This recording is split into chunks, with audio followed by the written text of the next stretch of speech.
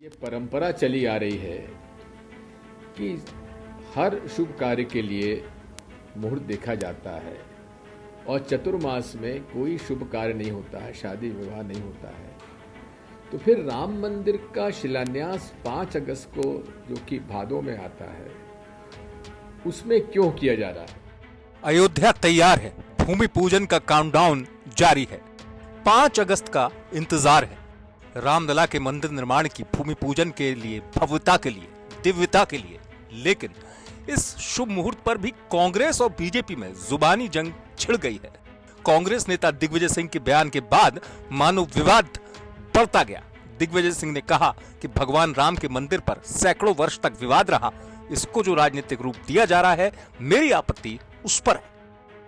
उमा भारती जी वहां क्यों नहीं जा रही हैं? जाना चाहिए।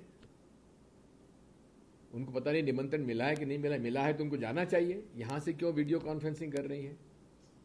मैं उनसे स्पष्ट पूछना चाहता हूं, सवाल पूछ रहा हूं कि क्या मुहूर्त सही है? हमें बताएं तो। इस पर भाजपा क्यों मौन है? विश्व हिंदू परिषद इसमें क्यों मौन है? जो भी साधु संत, जो महात्मा हैं, जो विश्व हिंदू परिषद को समर्थन करते हैं, वो क्यों मौन है? बोले ना, बताएं।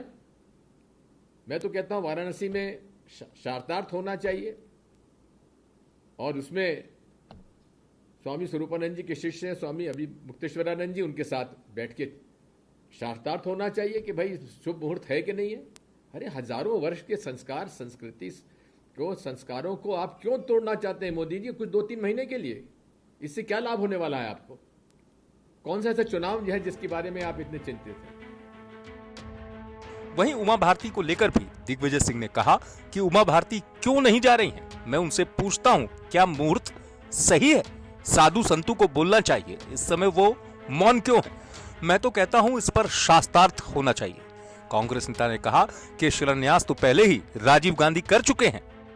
सनातन धर्म की परंपराएं चली जा रही है, चली आ रही है, मान्यताएं हैं और हजारों वर्ष की जो संस्कार और संस्कृति हमारे धर्म में है, उसमें चतुर्मास में ना कोई संत ना महात्मा अपना स्थान कोई छोड़ता है, कोई शुभ कार्य नहीं करता है और विशेषकर तो हर चीज के लिए मुहूर्त देखा जाता है।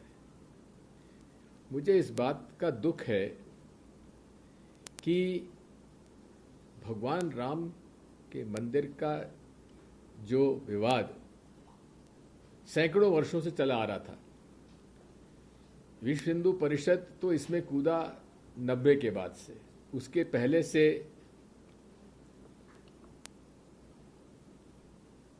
हनुमानगढ़ी के कई महात्मा और यहां तक कि गुरु गोरखनाथ जी के मठ के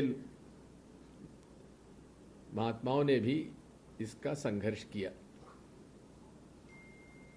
लेकिन इसका राजनीतिक जो इसको रूप दिया गया, हमारी आपत्ति उस बात की है। मैं स्वामी स्वरूपानंद जी महाराज का, जगत गुरु शंकराचार्य जी द्वारका और जोशी मठ के, उनका दीक्षित शिष्य हूं और उनसे मैंने जब ये बात पूछी कि ये जब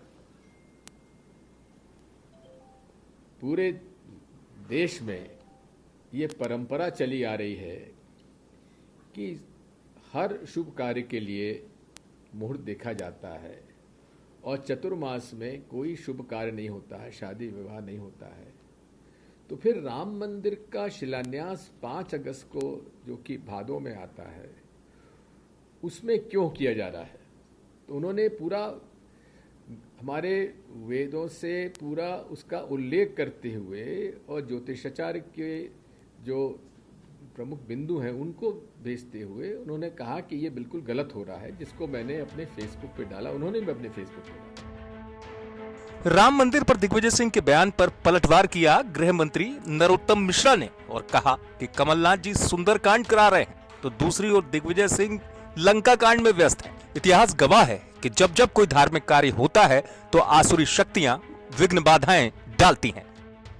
के मतभेद देखो, कमलनाथ जी सुंदर कांड करा रहे हैं, ये लंका कांड की तरफ बढ़ रहे हैं।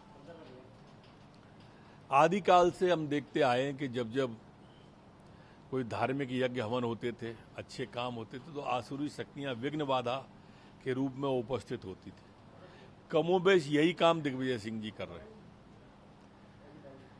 भारतीय संस्कृति और सभ्यता को जितने से अच्छे से समझने वाले लोग हैं, जिन्होंने मुहूर्त निकाला है, इनने किस पंडित से निकाला मुझे नहीं मालूम, पर लोगों के स्वास्थ्य से जोड़ना उसको। अब हम कांग्रेस की लिस्ट डाल दें ट्वीट करके कौन कौन को कोरोना हुआ है, पर ये तो कुल मिला के इनका उद्देश्य भी यही है कि हम डाल दें लिस्ट और फिर वो चर्चा में रहें। आखिर उन्होंने ऐसा ट्वीट किया तभी तो आप इंटरव्यू मेरे से लेने के लिए आए, और इसलिए इस शुभ अवसर पर उनको इस तरह की अशुभ बातें नहीं करनी चाहिए। दरअसल दिग्विजय सिंह का बयान ऐसे दौर में आया है जब राम मंदिर भूमि पूजन से एक दिन पहले पूर्व सीएम कमलनाथ अपने आवास पर हनुमान चालीसा का पाठ करने वाले हैं। इसके साथ ही कमलनाथ ने कांग्रेस के दूसरे नेताओं से भी हनुमान चालीसा के पाठ के लिए बोला है। ऐसे में दिग्विजय सिंह के इस बयान को आने वाले उपचुनाव में बीजेपी भुलाने की कोशिश करेगी। वहीं दिग्विजय सिंह के इस बयान पर कांग्रेस की कोई प्रतिक्रिया नहीं आई है। भोपाल से रवीश पाल सिंह की रिपोर्ट, MP तक।